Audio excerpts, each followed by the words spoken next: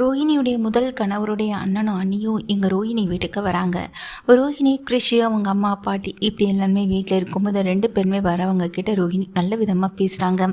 அன்னைக்கு நீங்கள் எனக்கு நான் ஒரு கஷ்டம்னு வந்து நிற்கும்போது எனக்கு பெரிய ஹெல்ப் பண்ணீங்க, அதை நிச்சயமாக நான் மறக்கவே மாட்டேன் அப்படின்னு ரோஹிணி சொல்ல, என்ன ஒரு சுச்சுவேஷன்லையும் உனக்கு நான் ஹெல்ப் பண்ண என்றைக்குமே நாங்கள் இருக்கோமா அப்படின்னு அங்கே வந்திருக்க இங்கே கிருஷோட பெரியம்மாவும் பெரியப்பாவும் சொல்கிறாங்க. கிருஷுக்கு வாங்கிட்டு வந்த சாக்லேட், மிட்டாய், அதுக்கு பிறகு பொம்மை, இது எல்லாத்தையும் கிருஷ்கிட்ட கொடுத்துட்டு கிருஷ்கிட்ட 4 வார்த்தை நல்லா பேசிட்டு அதுக்கப்புறமா ரோஹிணி அம்மா கிட்டேயும் சொல்லிவிட்டு ரோஹிணிக்கிட்டேயும் சொல்லிவிட்டு அங்கேருந்து கிளம்புறாங்க. முக்கியமாக நாங்கள் இன்னும் 2 நாளையில் ஊருக்கு கிளம்பிடுவோமா, அப்போது கிளம்புற நேரத்தில் கிருஷை வந்து பார்க்க முடியுமான்னு தெரில, ஏன்னா கிருஷ் ஸ்கூல் போயிடுவான்.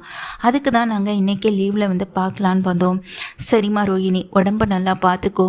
இப்போ தான் அம்மா விஷயத்த சொன்னாங்க, நீ ப்ரெக்னெண்ட்டாக இருக்கன்னு. அதை கேட்கும்போது ரொம்ப சந்தோஷமாக இருக்கு.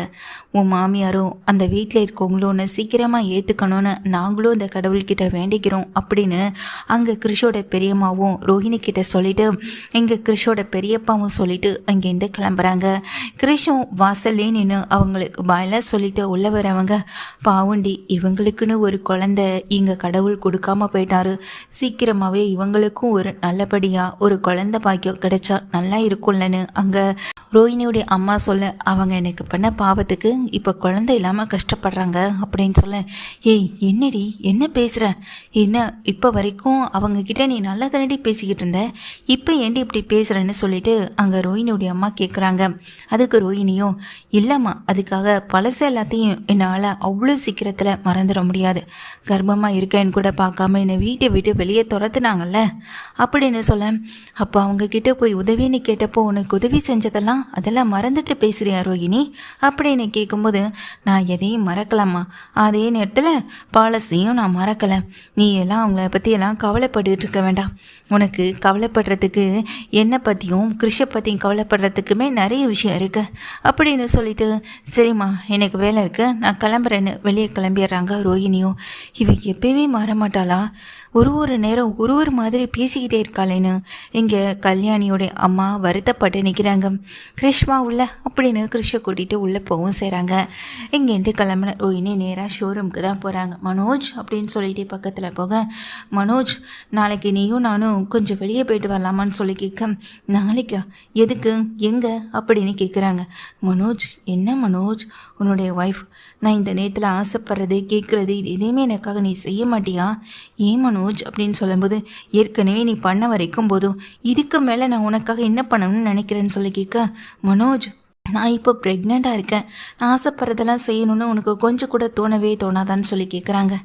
அதுக்கு மனோஜ் எதுவுமே பேசாமல் இருக்க, அதுக்கு ரோஹிணியும், மனோஜ் நாளைக்கு நம்ம 2 பேரும் வெளியே போயிட்டு வரலாம் அப்படின்னு சொல்லும்போது, வெளியேனா எங்கே அப்படின்னு கேட்குறாங்க.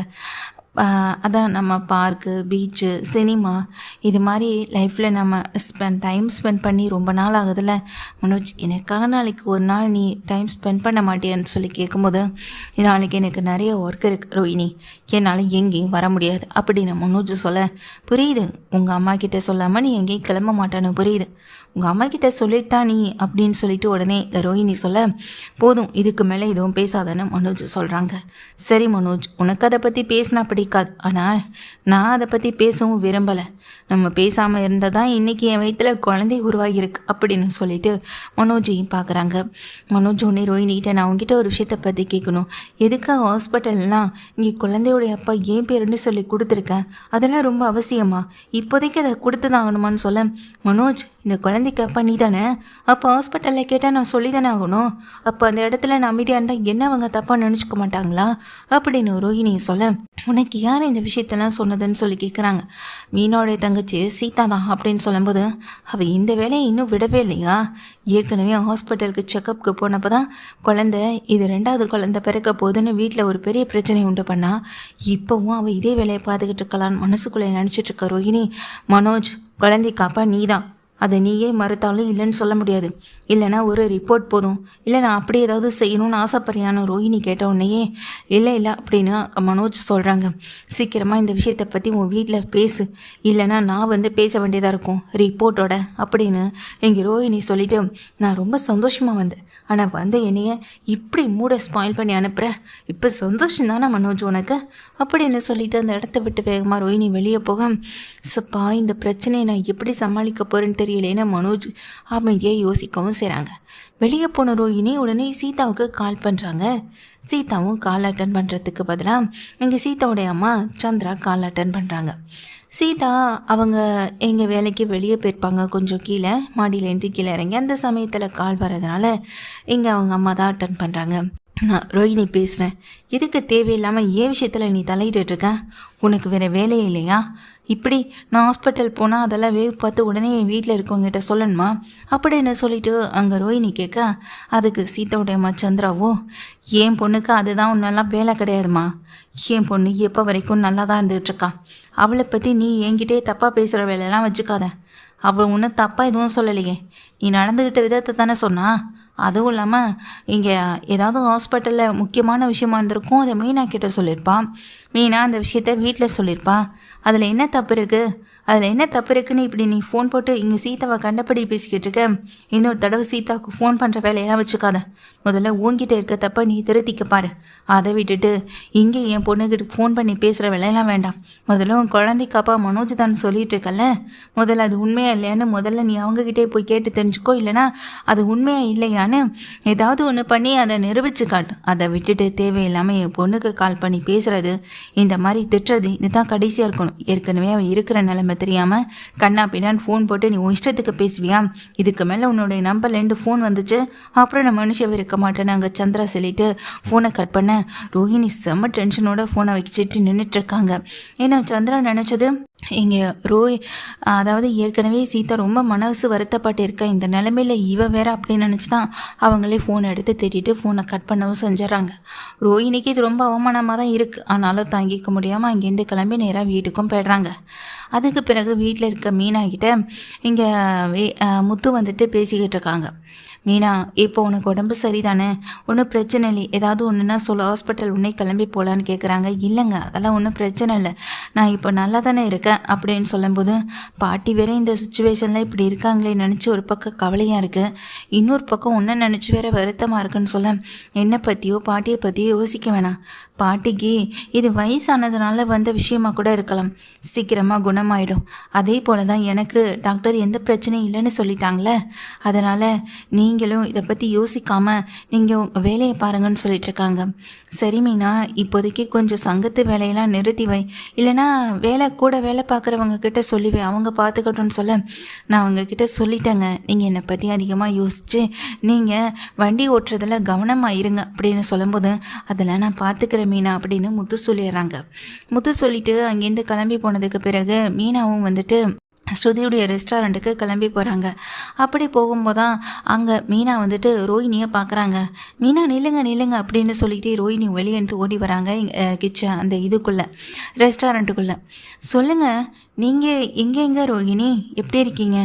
டாக்டர்கிட்ட செக்கப்லாம் போனீங்களான்னு சொல்ல, உங்களுக்கு தான் தகவல் சொல்கிறதுக்கு ஆள் இருக்கே, அப்படியே அதெல்லாம் என்கிட்ட கேட்டுக்கிட்டு இருக்கீங்கன்னு சொல்லும்போது, அப்போ மீனா என்ன தப்பாக கேட்டுட்டாங்கன்னு நீங்கள் மீனா கிட்ட கோவத்தை காட்டிங்கன்னு சொல்லிட்டு அங்கே ஸ்ருதியும் கேட்குறாங்க.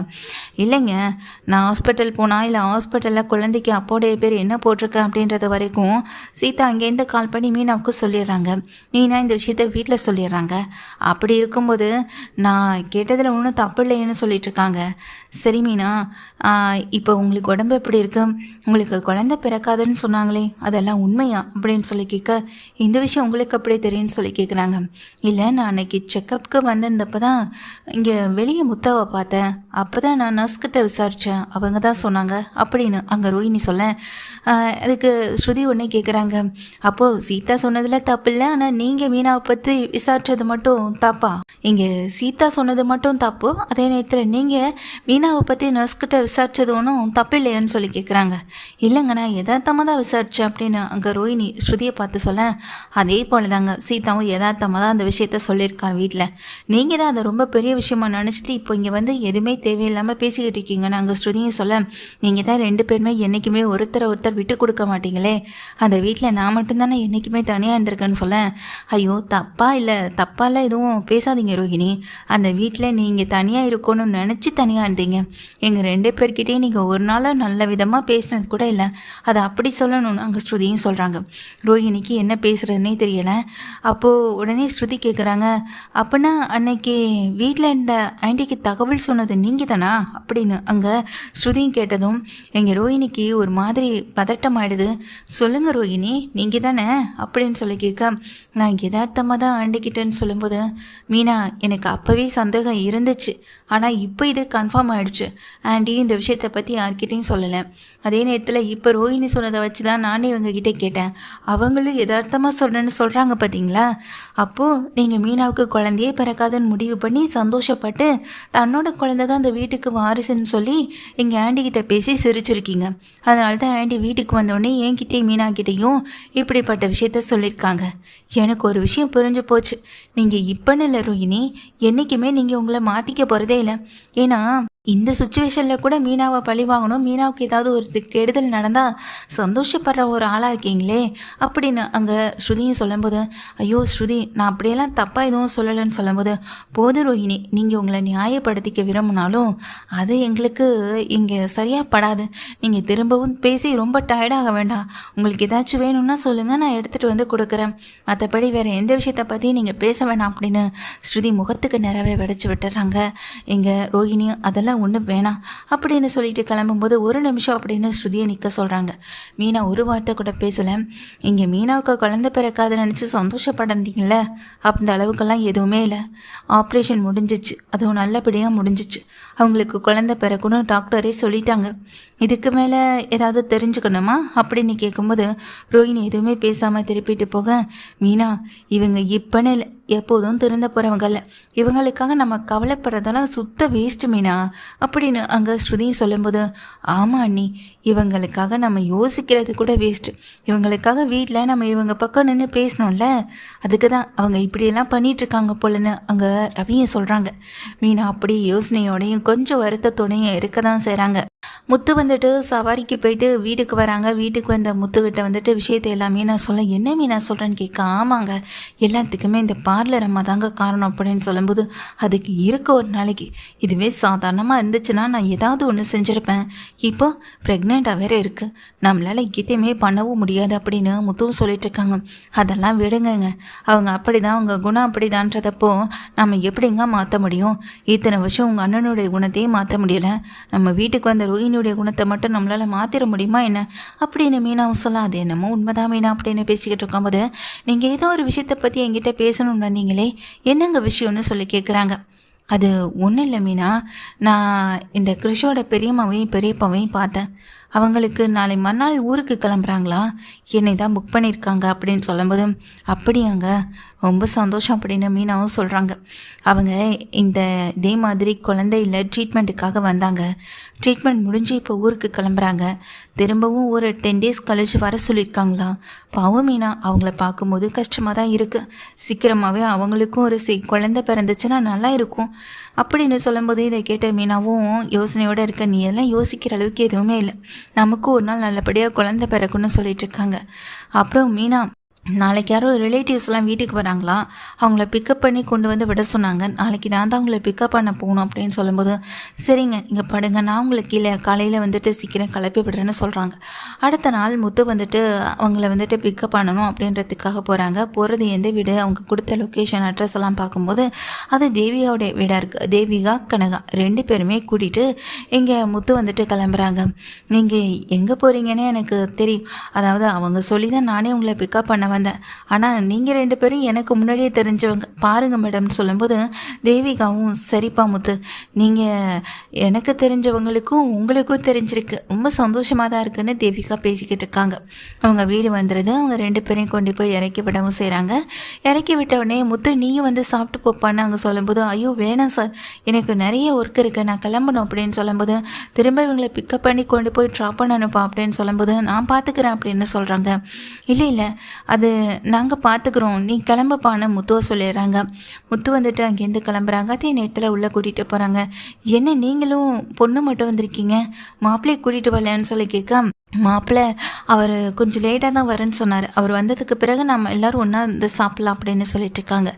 தேவிகா இங்கேருந்து வெளியே வந்து கனகாவுடைய ஹஸ்பண்ட் மனோஜுக்கு கால் பண்ணிகிட்டே இருக்காங்க. மனோஜ் வந்துட்டு வெயிட் ஆண்டி, நான் கொஞ்சம் நேரம் கழித்து வரேன் அப்படின்னு சொல்லும்போது, சீக்கிரமாக வாங்க மாப்பிள்ளை, உங்களுக்காக தான் என் ரிலேட்டிவ் வெயிட் பண்ணிகிட்ருக்காங்க, தூரத்து ரிலேட்டிவ், அதுவும் இல்லாமல் என் பொண்ணுக்கு கல்யாணமே ஆகாதுன்னு சொல்லி அவங்க பக்கத்தில் இருந்த சொந்த பந்தங்கள் எல்லாம் அவ்வளோ கிண்டல் பண்ணாங்க. இன்றைக்கி என் பொண்ணுக்கு கல்யாணம் ஆகிடுச்சு, அந்த சந்தோஷமான விஷயத்தை இவங்க ஊரில் போய் சொல்லணும்ல, அதுக்காக தான் அவங்க கூப்பிட்டதும் நானும் சரின்னு சொன்னேன். இப்போ நீங்கள் வரலன்னா எனக்கு அவமானமாக போயிடும், கொஞ்சம் சீக்கிரமாக வரத்துக்கு வழியை பாருங்கன்னு சொல்லும்போது, தேவிகா சொன்னதை கேட்ட எங்கள் மனோஜும் சரிங்க ஆண்டி அப்படின்னு சொல்லிட்டு ஃபோனை வச்சிட்றாங்க. என்னம்மா உள்ளே வாங்க அப்படின்னு வந்து உட்காடுறாங்க. எங்கள் தேவிகாவும் கனகாவும். அப்போ தான் கனகாக்கிட்டேயும் தேவிகா கிட்டேயும், கனகாவுக்கு நல்ல வாழ்க்கை அமைஞ்சது எங்களுக்கு சந்தோஷம்தான், மாப்பிள்ளை எப்போ வருவார், எத்தனை மணிக்கு வருவாருன்னு சொல்லி கேட்க, இன்னும் கொஞ்ச நேரத்தில் அவர் வந்துடுவார் அப்படின்னு இங்கே பேசிக்கிட்டு இருக்காங்க தேவிகாவும். ஆமாம், இந்த வாழ்க்கை இங்கே கனகா சந்தோஷமாக வாழ்ந்துட்டுருக்காளா, மாப்பிள்ளையும் கனகாவை சந்தோஷமாக பார்த்துக்கிறாளா அப்படின்னு சொல்லி கேட்க, ஆமாம் அதெல்லாம் பரவாயில்ல, அதெல்லாம் நல்லா தான் பார்த்துக்கிறாங்க அப்படின்னு சொல்லிட்டு இருக்கும்போதே இங்கே ரோஹினியோடைய கணவர் அதான் மனோஜ் வந்துடுறாங்க. மனோஜை பார்த்ததுமே வெளியே நின்றுட்டுருக்க மனோஜை உள்ளேருந்து பார்த்துக்கிட்டு இருக்க ரெண்டு பேருக்குமே அதிர்ச்சியாக இருக்குது. இது ரோஹினியோடைய ஹஸ்பண்ட் மனோஜ் தானே அப்படின்னு சொல்லிட்டு கேட்டுட்டு இருக்கும்போதே, ஆமாம் அவரை தான் அப்படின்னு சொல்கிறாங்க.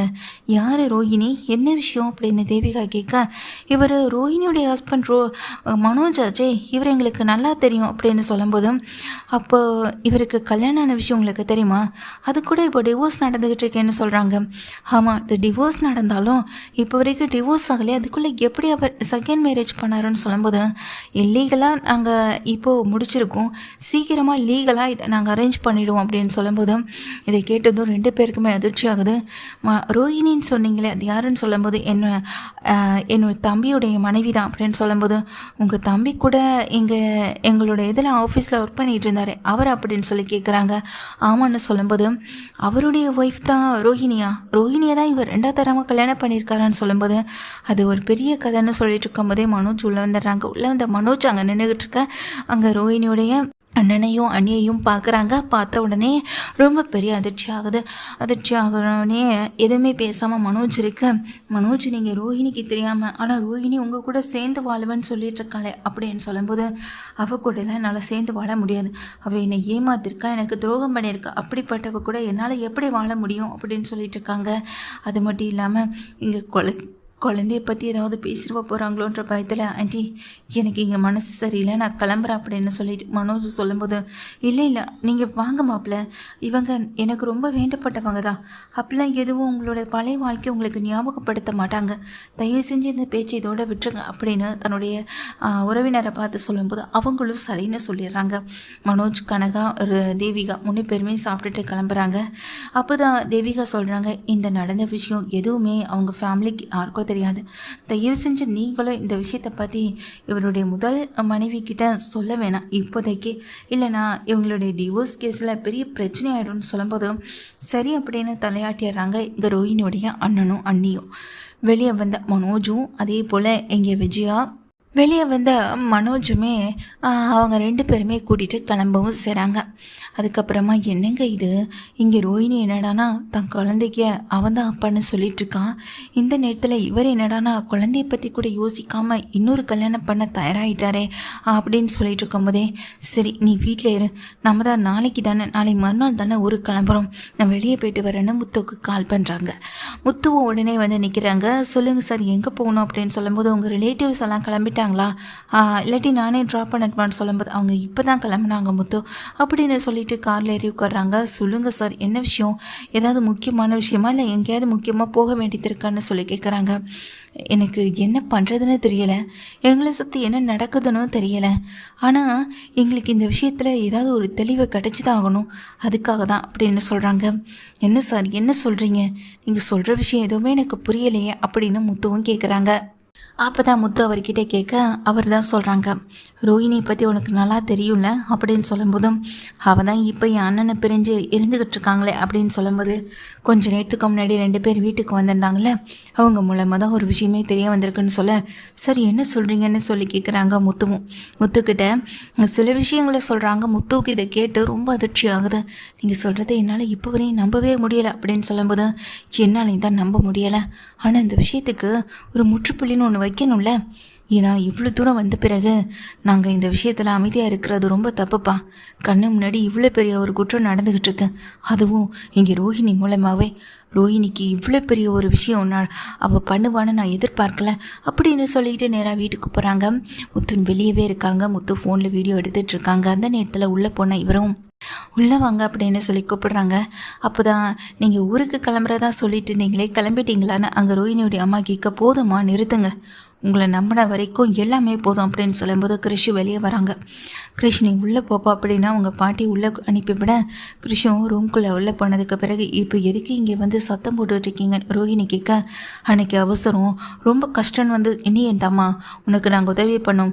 இப்போ கூட கிருஷியோட சொத்து எல்லாமே கிருஷிக்கு 18 வயசு ஆனால் தான் அவன் பேருக்கு மாறப்படும், இல்லைனா அந்த சொத்து எல்லாத்தையும் நீயே அழிச்சிருவல அப்படின்னு சொல்லும்போது, என்ன சொல்கிறீங்க இப்போ எதுக்கு தேவையில்லாத பேச்சு பேசிக்கிட்டு இருக்கீங்க அப்படின்னு அங்கே ரோஹிணி சொல்லும்போது, நீ பண்ணிக்கிட்டு இருக்க இந்த ட்ராமா பித்தலாட்டம் எதுவுமே எனக்கு தெரியாதுன்னு நினச்சிட்டு இருக்கியா?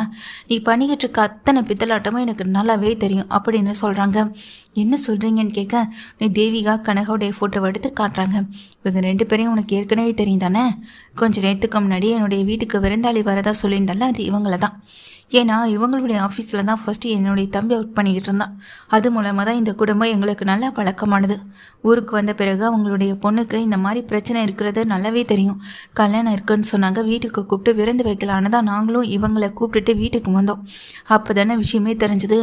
ஏன்னா அவங்களுடைய ஃபோனை இதே இடத்துல விட்டுட்டு போயிட்டாங்க. விட்டுட்டு போனதுக்கு பிறகு தான் உண்மை என்னென்னு தெரிஞ்சுது. ரோஹிணி யார், ரோஹிணியை பற்றி எதுவுமே தெரியாதுன்னு சொல்லிட்டு இருந்த அவங்களுடைய ஃபோனில் ரோஹிணியுடைய கான்டாக்ட் நம்பர், ரோஹிணிக்கு மெசேஜ் அனுப்பின டீட்டெயில்ஸ் இது எல்லாமே அப்படியே இருக்குது.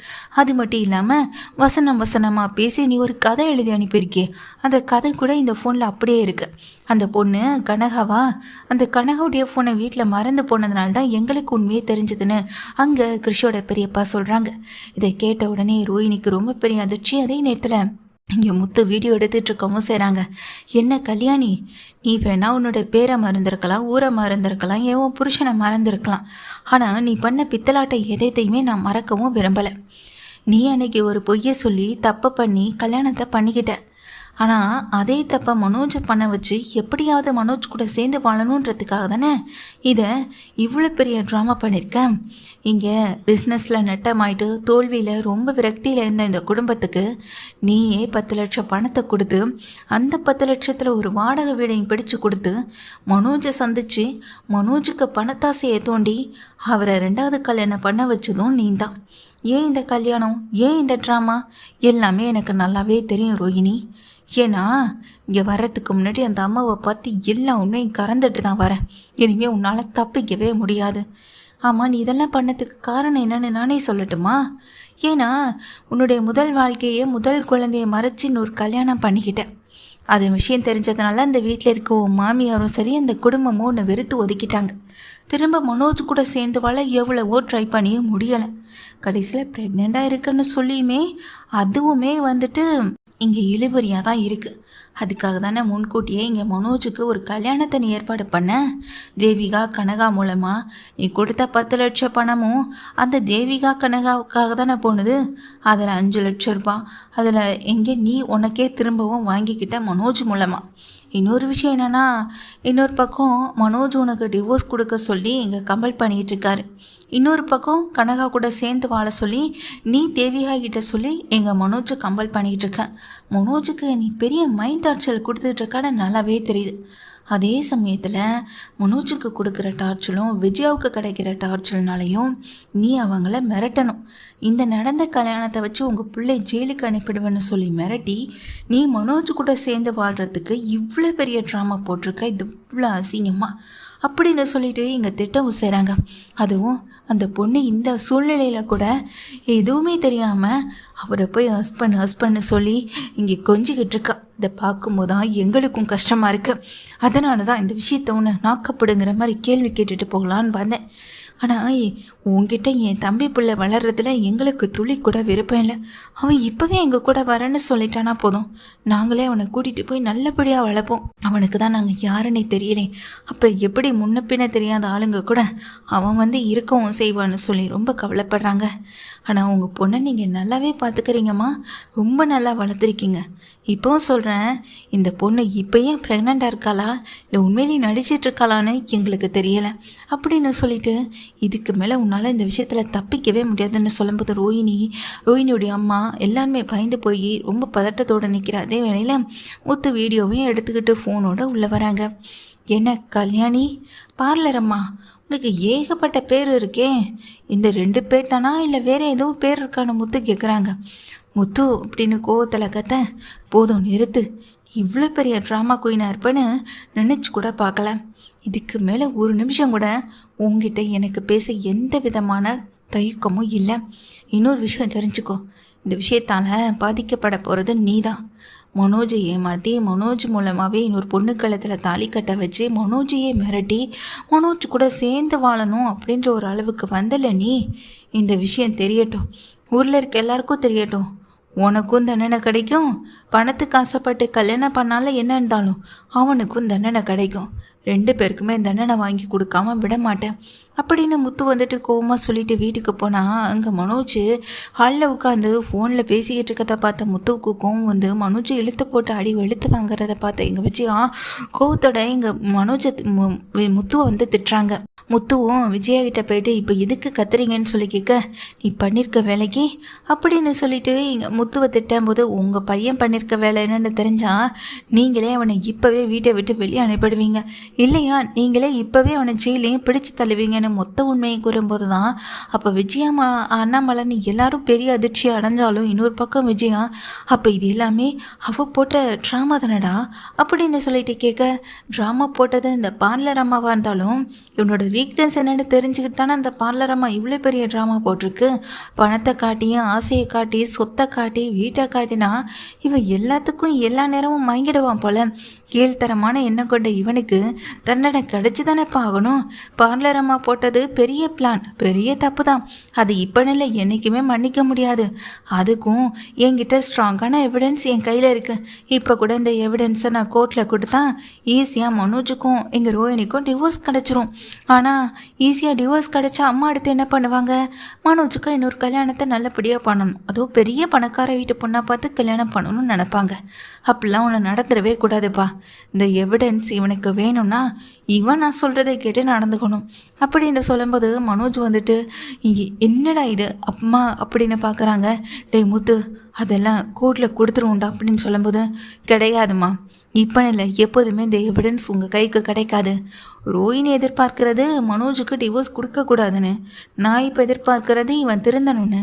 2ல் இங்கே ஒன்று நடந்து தான் தீரணும் அப்படின்னு முத்துவும் சொல்கிறாங்க. இவன் பண்ண பாவத்துக்கும் இவன் பண்ணின வேலைக்கும் இவன் பிராய்ச்சித்தம் பண்ணியே ஆகணும். அப்போ இவன் திருந்தனா மட்டும்தான் இவனுக்கு டிவோர்ஸ் கிடைக்கும். இல்லைன்னா 1 வருஷம் ஆனாலும் இல்லை 2 வருஷம் ஆனாலும் எத்தனை வருஷம் ஆனாலும் இந்த டிவோர்ஸ் கேஸ் இழுத்துக்கிட்டே தான் இருக்கும்னு முத்துவும் சொல்கிறாங்க. இன்னொரு பக்கம் ரோஹிணி தன்னுடைய வாழ்க்கை இதோட முடிஞ்சு போயிடுச்சோன்னு பயத்தோடு இருக்காங்க. இவ்வளோ பெரிய ட்ராமா பண்ணி கடைசியில் நம்மளால் எதுவுமே பண்ண முடியாமல் படித்து இந்த முத்து எல்லாம் உண்மையை கண்டுபிடிச்சிட்டான். பத்தத்துக்கு வீடியோ வேறு எடுத்து வச்சுருக்கான். இந்த விஷயமெல்லாம் வெளியே தெரிஞ்சா அப்படின்னு நினச்சி மனோஜ் நினச்சி உடஞ்சி போய் நிற்கிறாங்க. இங்கே ரோஹிணியும் ரோஹிணியை விட்டு பிரியணும்னு முடிவெடுத்திருக்காங்க. ஆனால் அதுக்கு எவிடன்ஸாக இருக்கதை எங்கள் முத்து கொடுக்கவும் மறுக்கிறாங்க. அதே நேரத்தில் முத்து சொல்கிற வேலைகள் எல்லாத்தையும் மனோஜ் பண்ணி ஆகணுன்ற ஒரு முடிவில் இக்கட்டான சூழ்நிலையில் விஜயாவும் மனோஜும் மாட்டி தவிச்சிட்டு இருக்காங்க.